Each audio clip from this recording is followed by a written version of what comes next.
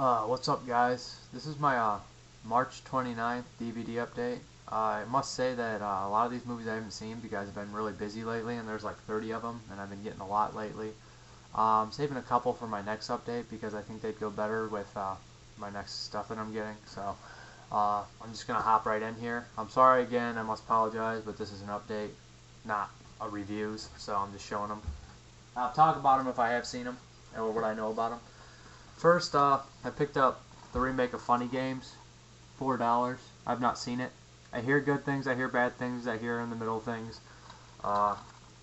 Same director remade his own movie. I like how the cast looks. You got Michael Pitt in there, and I think it's Bradley Cobert or whatever his name is. He's in Mysterious Skin. It's also got Tim Roth and I always forget her name, Naomi Watts in it. So it looks pretty decent from what I hear. I haven't seen the original. And the original, I heard, is pretty good. I think I have a bootleg VHS somewhere that I won't be watching anytime soon because of the quality. This next one is a Universal. It is Cat People, the remake, the 80s one. It has Nastassja Kinski in it, Malcolm McDowell. I've never seen it. I've always wanted to see it, so I picked it up. Right now, if you head over to, I didn't get it there, but if you do, I've seen it there. If you head over to Big Lots, you can get this and American Werewolf in London together for $5 or $6. Double feature, but I haven't seen the Cat People one, so let me know what you guys think. These other two I picked up, they came together. Can't have one without the other. I haven't seen either of them, I know. It's pathetic. The original Cape Fear. I wanted to see this ever since I've seen Night of the Hunter, because I liked how Mitchum played a psycho in that movie, and I believe he's a psycho in this one as well. It looks pretty good. Again, only $2.50 I paid for this one, brand new. Pretty cool. And then we got the remake here by Martin Scorsese, Robert De Niro, Nick Nolte. Again, $2.50, Big Lots. Go check it out. Some Universal titles. Again, $2.50 on this last one. It's been a long time since I've seen this one. I've seen it last time when I was a kid. $2.50 for 12 Monkeys. Terry Gilliam directed. Did Brazil. Awesome movie. This has Brad Pitt and I think, of course, Bruce Willis. And I believe it has, what is that guy's name? Can't believe it's not ringing a bell right now. He's in the Landeliers. I always used to remember his name. I'm gonna have to look on the back. I'll be upset when I see it. He's not even on the back. But David Morris, that's his name. I believe he's in it. It's been a long time though since I've seen it. This next one here is a Gialli. It's out of print, and I honestly never heard of it until I saw it, and I was like, I remembered the cover, but that's about it. And I knew that it was out of print. I hear the transfer's not very good. I hear the movie's just alright, but it only cost me about $8, and it is Crimes of a Black Cat. I had to look on the side because I didn't remember what it was called, and it's in Italian right there, but I had to pick it up for that price. It's about $10 with shipping. I've not seen it, but I'm happy to have it because it might get rare as time goes by. This next one, I wanted to beef up my Sergio Martino collection and see some of his Giallis I haven't seen. And I picked up All Colors of the Dark. It's a Shriek Show DVD. It looks cool. I've wanted this one forever. You know, sometimes I don't pick up the Shriek Shows right away because I wait for those cool ass 3-disc sets that are so like cheap, and you get such a great deal on them all. But that's that one. All Colors of the Night, Sergio Martino. Well, I'm beginning to enjoy a lot of his films. This is another Shriek Show one. They were with Code Red when they did this one. I remember having the VHS of this movie, and it was pretty bad, but there's a couple horribly funny parts in it. It's really cheesy. It's called The Chilling. You know, it's more nostalgic to pick this one up, and to support Code Red and everything. Linda Blair's in it. Dan Haggerty, who played Grizzly Adams. I've never seen that one. This is the director's cut, so there'll probably be extra cheapness in it. The ending of that movie had me rolling for like 20 minutes. That stupid green guy at the end with those eyes, and he's just like, and I was like, oh my god, who did this shit? This next one here is a New Concord. I'm pretty sure all their stuff's out of print. I didn't pay that much for this one, so I picked it up, and I remember the case as a kid. Dracula Rising. That's probably not going to be too good, but I mean, for the price and the company, I picked it up. Next one here is Dark Sky. Been trying to get a lot of their stuff. I remember there's an old edition of this that I'd never seen.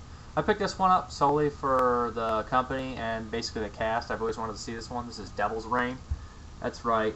That's Ernest Borgnine, William Shatner, John Travolta, and I believe Tom Skerritt's in this too, all in the same movie.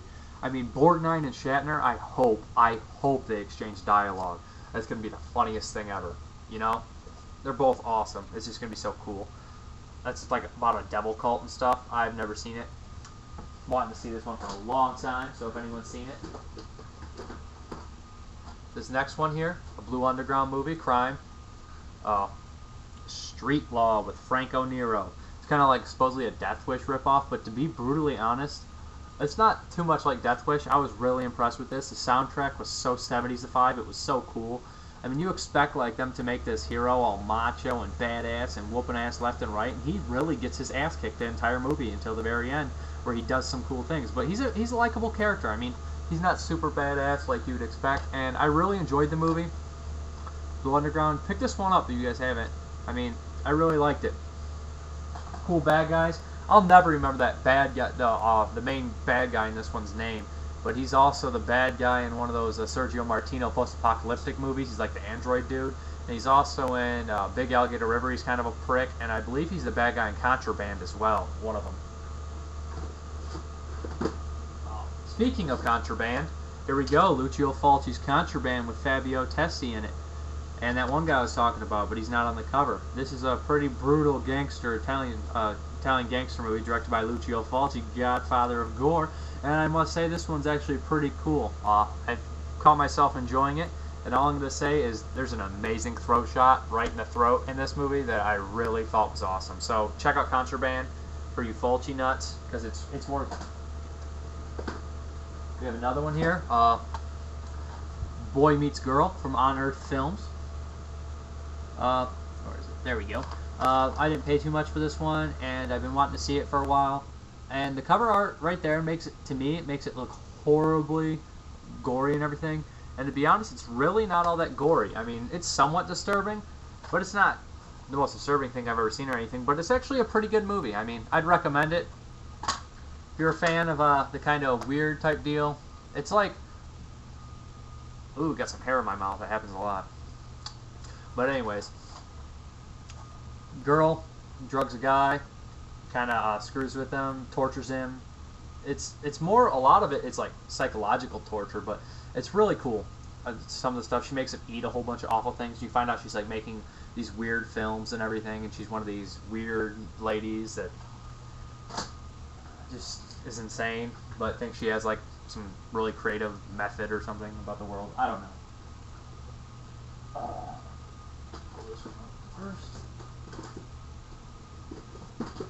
This next one here is a Midnight Movies double feature. I believe, who had this one? Was it Josh Terry who had this one too? This one has the Countless Dracula and the Vampire Lovers. One is directed by Roy, what's his last name? Roy Ward Baker, I believe. Let's see. Yeah, he did The Vault of Horror, which is a really cool Amicus horror movie, so I'm looking forward to watching that. It's the Vampire Lovers.